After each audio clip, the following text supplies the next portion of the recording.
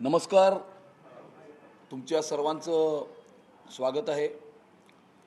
उदय सामंतजी आणि आशिष शेलारजी हे प्रचारामध्ये वेगवेगळ्या ठिकाणी असल्यामुळे ते त्या ठिकाणाहून आपली प्रतिक्रिया जी आहे ती आपल्यापर्यंत पोहोचवतील. उदय सामंतजी हे बाळासाहेब भवनला आहेत आणि आशिष शेलारजी उत्तर मुंबईमध्ये प्रचार करत आहेत.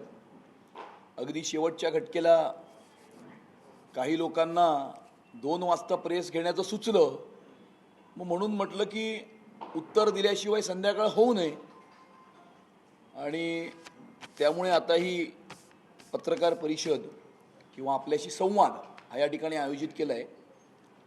काल सन्माननीय मुख्यमंत्री देवेंद्र फडणवीस साहेबांनी कालच्या शिवाजी पार्कच्या महासभेमध्ये दोन्ही भावांचं दुटप्पीपणा आणि ढोंगीपणा हा पूर्णपणे महाराष्ट्राच्या आणि मुंबई शहराच्या जनतेच्या समोर उघडकीस आणलेला आहे. आणि त्यामुळे कशा प्रकारे उद्योग महाराष्ट्रात येतात तसेच अन्य राज्यातही उद्योग कसे जातात यावर त्यांनी विस्तृत अशा प्रकारचं प्रेझेंटेशनही केलेलं आहे. आज दुपारी 2 वाजता राज ठाकरे यांनी पुन्हा एकदा पत्रकार परिषद घेतली आणि मग त्या पत्रकार परिषदेमध्ये असं म्हणाले की माझा उद्योगांना विरोध नाही, परंतु उद्योग करत असताना फार कमी वेळामध्ये एखाद्या उद्योगपतीची वाढ खूप जास्त झाली, हे काही जरा वेगळं वाटतं, एवढंच मला सांगायचं होतं. आणि नंतर कुठल्याही प्रश्नांना उत्तर न देता तिथून ते उठून गेले. कालच सन्माननीय मुख्यमंत्री देवेंद्र फडणवीस साहेबांनी आपल्या भाषणामध्ये असं म्हटलं होतं की आम्हाला मराठी तरुणांना उद्योजक करायचं आहे. गेल्या 10 वर्षामध्ये 11 वर्षामध्ये पंतप्रधान नरेंद्र मोदीजी आणि सन्माननीय मुख्यमंत्री देवेंद्र फडणवीस साहेबांनी राबवलेल्या विविध प्रकारच्या योजना, स्टार्टअप इंडिया, स्टँडअप इंडिया या माध्यमातून मराठी तरुणांना मोठ्या प्रमाणावरती उद्योजक तयार करून देण्याची नीती ही राज्य आणि केंद्र सरकारने राबवली असून सर्वात जास्त स्टार्टअप्स हे केंद्र सरकारकडे मुंबई शहरातून नोंदवले गेलेले आहेत. आणि त्या स्टार्टअप्समध्ये मोठ्या प्रमाणावरती मराठी तरुण किंवा मराठी तरुणांनी सुरू केलेले स्टार्टअप्स या ठिकाणी त्याच्यामध्ये त्याची नोंद आहे. त्यामुळे आम्हाला मराठी तरुणांना उद्योजक करायचं आहे. मराठी तरुण आज कॅलिफोर्नियातल्या सॅन होसेपर्यंत जाऊन पोहोचलेला आहे. IT सेक्टरमध्ये अमेरिकेत सुद्धा मोठ्या प्रमाणावरती चांगली कामगिरी हा मराठी तरुण त्या ठिकाणी करत आहे. आणि त्यांचे हात अजून बळकट करणं त्यांना उद्योजक करणं ही नीती केंद्र आणि राज्य सरकारने गेल्या 11 वर्षामध्ये अवलंबलेली असून यांनी आत्तापर्यंत फक्त मराठी तरुणांना वडापावच्या गाडीपर्यंत सीमित ठेवलं. सर्वप्रथम मी राज ठाकरे यांना सवाल करतो की मराठी तरुणांना नोकऱ्या आणि उद्योजक देण्यासाठी फंड रेझिंग करण्यासाठी त्यांनी शिवउद्योग सेनेची स्थापना केली होती. पाश्चिमात्य गायकांना या ठिकाणी या मुंबईमध्ये इन्व्हाइट करून त्यांचं स्वागत करून त्या ठिकाणी त्यांचे कार्यक्रम आयोजित केले होते. शिवउद्योग सेनेच्या मार्फत किती मराठी तरुणांना रोजगार दिले किंवा शिवउद्योग सेनेच्या मार्फत किती मराठी तरुणांना उद्योजक केलं याचं स्पष्टीकरण सर्वप्रथम राज ठाकरेंनी द्यावं. की मराठी तरुणांच्या नावावरती मोठमोठे इव्हेंट्स करायचे, स्पॉन्सरशिप जमा करायची, पैसे जमा करायचे आणि नंतर गायब व्हायचं, हीच नीती गेल्या अनेक वर्षामध्ये राज ठाकरे यांनी अवलंबलेली आहे. अशा प्रकारचं चित्र आपल्याला समोर दिसतंय. एका पर्टिक्युलर उद्योगपतीला टार्गेट करून या ठिकाणी ते जे काही म्हणाले किंवा ते एक्सपोनेन्शियल राईज झालेली आहे असं म्हणाले. माझा राज ठाकरेंना सवाल आहे की तुमची एक्सपोनेन्शियल राईज कशी झाली याच्यावरती स्पष्टीकरण आपण द्यावे. आणि त्यामुळे मराठी माणूस काम करत असलेल्या गिरणींमध्ये कोहिनूरची सुद्धा या ठिकाणी मिल होती. कोहिनूर मिल बंद पडल्यानंतर त्या कोहिनूर मिलच्या ठिकाणी जो कोहिनूर स्क्वेअर नावाचा मॉल हा जो तयार झालेला आहे त्यामध्ये त्याची डेव्हलपमेंट मातोश्री इन्फ्रास्ट्रक्चर प्रायव्हेट लिमिटेड, मातोश्री डेव्हलपर्स प्रायव्हेट लिमिटेड या कंपनींनी केलेली आहे. त्याच्यामध्ये राज ठाकरे सुद्धा भागीदार आहेत. तर त्या कोहिनूर मिल, मराठी माणूस काम करत असलेल्या आणि बंद पडलेल्या कोहिनूर मिलच्या ठिकाणी तयार केलेल्या कोहिनूर स्क्वेअरमध्ये किती मराठी उद्योजकांना आपण त्या ठिकाणी स्पेस दिली, किंवा मातोश्री इन्फ्रास्ट्रक्चर प्रायव्हेट लिमिटेड आणि मातोश्री डेव्हलपर प्रायव्हेट लिमिटेडनी तयार केलेल्या किती हाऊसिंगच्या प्रोजेक्ट्समध्ये मराठी लोकांना आपण घरं दिली, याच्यावरतीही राज ठाकरे यांनी स्पष्टीकरण दिलं तर जरा बरं होईल असं मला वाटतं. त्यानंतर अशा प्रकारे कोहिनूर स्क्वेअर सारख्या अनेक प्रोजेक्ट्स करून यांची जी एक्सपोनेन्शियल राईज झालेली आहे, ज्याच्यामुळे ते कृष्णकुंजावरनं शिवतीर्थापर्यंत पोहोचलेले आहेत. कृष्णकुंजापासून शिवतीर्थापर्यंतचा यांचा जो प्रवास आहे, या ग्रोथ स्टोरीवरही त्यांनी थोडंसं स्पष्टीकरण द्यावं अशी माझी राज ठाकरे यांना विनंती आहे. आपण मराठी माण्याबद्दल बोलता, मराठी माणसाला साद घालता, मराठी भाषेचा अभिमान बाळगता, बरोबर आहे, केलंच पाहिजे. मराठी शाळा टिकली पाहिजे, मराठी माध्यमाच्या शाळातून शिक्षण झालं पाहिजे असं आपण बोलता. हिंदी सक्ती झाली नाही पाहिजे, मराठी सक्तीच झाली पाहिजे, झालीच पाहिजे, बरोबर आहे. परंतु आपण आपल्या मुलांना बॉम्बे स्कॉटिशमध्ये का टाकलं याच्यावरती स्पष्टीकरण द्यावं. आणि तुमच्या मुलांनी शाळा कॉलेजमध्ये जर्मन आणि फ्रेंच ही भाषा मराठीचा ऑप्शन असून मराठीला बाजूला ठेवून जर्मन आणि फ्रेंच का शिकलात किंवा का शिकले याच्यावरती थोडंसं आपण स्पष्टीकरण दिलं तर जरा चांगलं होईल असं माझं राज ठाकरे यांना सांगणं आहे. राज ठाकरेजी अनेक वेगवेगळ्या प्रांतातील येणाऱ्या लोकांना, वेगवेगळ्या भाषा बोलणाऱ्या लोकांना शिव्या घालतात, वाटेल ते बोलतात, मारामाऱ्या करतात, ठोकाठोकी करतात. मराठी तरुणांना सांगतात की बॉसच्या कानाखाली आवाज काढा आणि मोर्चाला या, ही शिकवण ते मराठी तरुणांना देतात. जरा राज ठाकरे यांनी आजपर्यंत डोंगरी, मदनपुरा, मोहम्मद अली रोड या भागांवर कधी दादागिरी केली आहे का? किंवा त्या ठिकाणी असलेल्या अतिरेकाला त्यांनी कधी विरोध करून दाखवला आहे का? याच्यावरती त्यांनी स्पष्टीकरण दिलं तर थोडंसं बरं होईल.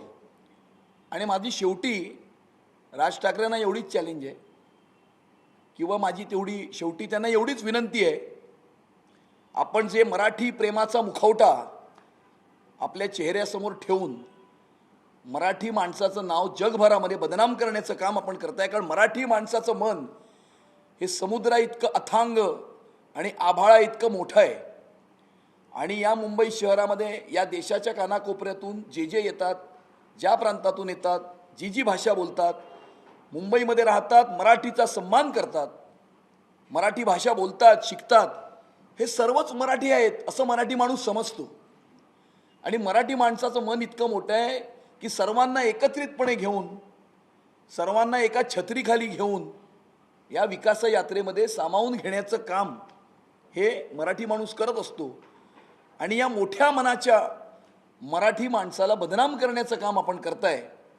आणि त्यामुळे मी शेवटी तुम्हाला एवढीच विनंती करतो किंवा चॅलेंज करतो की आपण आपल्या नातवाचं ॲडमिशन हे बालमोहन विद्या मंदिरच्या मराठी माध्यमाच्या शाळेमध्ये घेऊन दाखवावं, तर आम्ही सगळे हे मानू की आपलं मराठीवरचं प्रेम हे खरं आहे. आणि त्यामुळे याच्यावरती राज ठाकरेंनी बोलावं अशी माझी त्यांना विनंती आहे. धन्यवाद.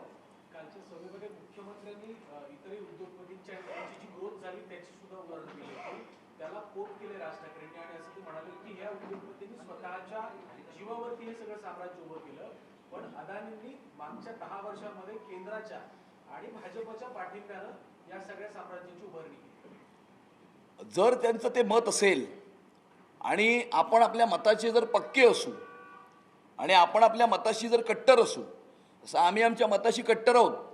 राष्ट्रवादी काँग्रेस पार्टी जरी आमच्या सरकारमध्ये असली आणि नवाब मलिकने त्यांचं नेतृत्व केलं तर आम्हाला नवाब मलिकच्या नेतृत्वातली राष्ट्रवादी काँग्रेस पार्टी मान्य नाही. आम्ही त्यांचा पाठिंबा घेणार नाही, त्यांच्याबरोबर युती करणार नाही. आम्ही कट्टर आहोत, पक्के आहोत. तुमचं जर अडाणींविरुद्धचं किंवा अडाणींच्या बद्दलचं मत इतकं पक्कं आहे, मग त्यांना तुम्ही घरी आणून गळाभेटी का करता? तुम्ही त्यांच्या घरी कशाला जाता? माझं जर एखाद्याशी मत बरोबर नाही किंवा माझं जमत नाही तर मी नाही जाणार त्यांच्या घरी. त्यामुळे दुटप्पी आणि ढोंगीपणाची भूमिका आहे. आणि अदानी कंपनी काही आता 2014मध्ये जन्माला नाही आली, अनेक वर्षापासून त्यांची कंपनी आहे. टाटाही अनेक वर्षापासून आहे. अनेक उद्योग समूह हे अनेक वर्षापासून या भारतामध्ये आणि भारताच्या बाहेर काम करत आहे. मग एखाद्या कुठल्या तरी व्यक्तीला पॉईंट आउट करायचं, टार्गेट करायचं आणि त्याच्यातनं काहीतरी फेक नरेटिव्ह क्रिएट करण्याचा प्रयत्न करायचा, त्याच्यापेक्षा आपण ज्या वेळेला शिवसेनेमध्ये होता 2007 पर्यंत, 97 ते 2007 महानगरपालिका तुमच्या ताब्यात होती, तेवढ्या कालावधीमध्ये आपण मुंबईसाठी, मराठी माणसासाठी, मुंबई शहरासाठी काय काम केलं? एक काम दाखवा. आणि त्यामुळे ही सगळी दुटप्पी आणि ढोंगीपणाची भूमिका आहे. उद्धव ठाकरे शाखा भेटी घेत आहेत, त्या ठिकाणी आव्हान करतायत की निवडणूक आहे, निवडणुकीच्या काळामध्ये पापाचा पैसा जो आहे तो वाटला जाईल, त्याला हात लावू नका, विचार करा, असं त्याने एक आव्हान केलं. पापाचा पैसा मुंबईच्या महानगरपालिकेमध्ये बसून या ठिकाणी 25 वर्ष कोणी जमा केला हे मुंबईकरांना चांगलं माहिती आहे. आणि ज्या वेळेला डिमॉनिटायझेशन झालं त्यावेळेला माझं तळघर गेलं अशा बोंबा कोणी मारल्या होता हे सुद्धा महाराष्ट्राच्या जनतेला खूप चांगलं माहिती आहे. लाडक्या बहिणीचे पैसे आहेत ते यायला सुरुवात झालेली आहे. ज्या पद्धतीने निवडणूक आयोगाने पत्र खरं तर काँग्रेसने दिलं होतं, त्यामुळे निवडणूक आयोगाने देखील सांगितलं होतं की लाडक्या बहिणीचे पैसे जमा. मात्र आता एक हप्ता यायला सुरुवात झाली. नाही, सरकार आपलं काम, आपली प्रोसेस हे गेल्या 1.5 वर्षापासून येत आहेत ना. पैसे आज येत आहेत असं नाही आहे. 1.5 वर्षापासून ऑगस्ट 2024 पासून ही स्कीम चालू आहे. आणि त्यामुळे त्या scheme it is a continuous process. सरकार आपलं काम करत असतं. योजना काय निवडणुकीमध्ये योजना बंद पडत नसतात, योजना चालूच राहतात. त्यामुळे कायद्याच्या अधीन राहून जी त्यामध्ये योजना चालते ती चालू आहे. सर, याला जोडून विचारतो, सरकारचं असं नियोजन सुरू होतं की उद्या मकर संक्रांत आहे, त्यामुळे अग्रिम हप्ता लाडक्या बहिणीला द्यावा, जेणेकरून मकर संक्रांत सुद्धा गोड होईल. 3,000 रुपये एकत्र डिपॉझिट करण्याचा विचार होता.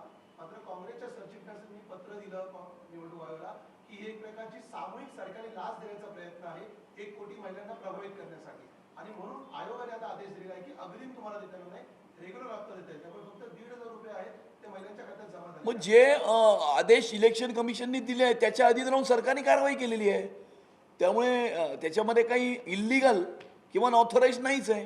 तुम्हीच तुमचं उत्तर दिलंय. अग्रिम जर मिळाला असता तर महिलांची संक्रांत आणखी गोड झाली असती का? नाही, ते असं आहे की कुठले ज्या वेळेला सण येतात, गणपती, नवरात्री, गुढीपाडवा, त्यावेळेला सरकार असा विचार करत असते की सण असल्यामुळे पुढच्या महिन्याचाही हप्ता याच महिन्यामध्ये देऊ, जेणेकरून सणामध्ये आपल्या लाडक्या बहिणींना त्याचा उपयोग करता येईल. पण आता इलेक्शन कमिशनने काही स्पेसिफिक डायरेक्शन्स दिले आहेत, त्या डायरेक्शनचं पालन करणं हे सरकारचं कर्तव्य आहे.